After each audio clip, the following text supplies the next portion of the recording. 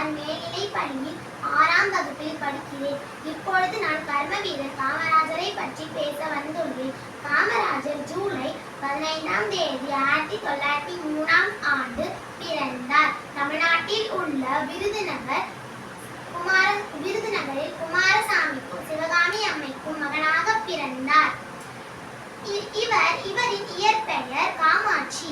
இவரின் தாயார் செல்லமாக ராஜா என்று அழைப்பார். காமராஜருக்கு 18 வயது இருக்கும் போது அரசியலில் சேர நினைத்து காங்கிரஸ் கட்சியில் சேர்ந்தார். 1954ஆம் ஆண்டு முதல் 1963ஆம் ஆண்டு வரை தமிழகத்தில் முதல்வராக பதவி வகித்தார்.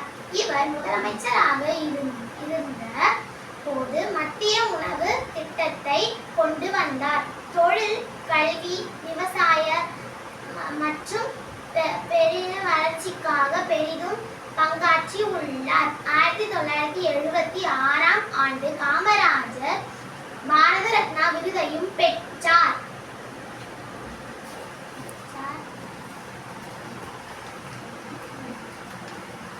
தன்னுடைய முதல் பணியாக ராஜாஜி கொண்டு வந்த குலக்கல்வி திட்டத்தினை கைவிட்டு அவரால் மூடப்பட்ட 6000 பள்ளிகளை திறந்தார்.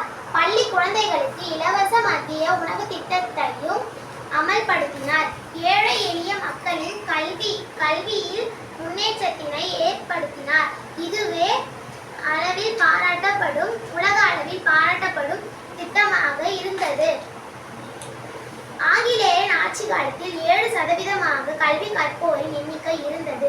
ஆனால் காமராஜரின் ஆட்சியில் 37% உயர்ந்தது.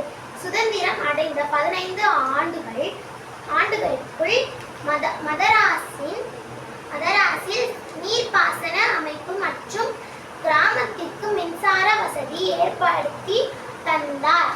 1964ஆம் ஆண்டு ஜவஹர்லால் நேரு மறைவுக்கு பின் 48 வயது நிரம்பிய நேருவின் மகள் இந்திரா காந்தியை இந்தியாவின் அடுத்த பிரதமர் ஆக்கினார் காமராஜர். 1975ஆம் ஆண்டு அக்டோபர் 2ஆம் தேதி காமராஜர் காலமானார்.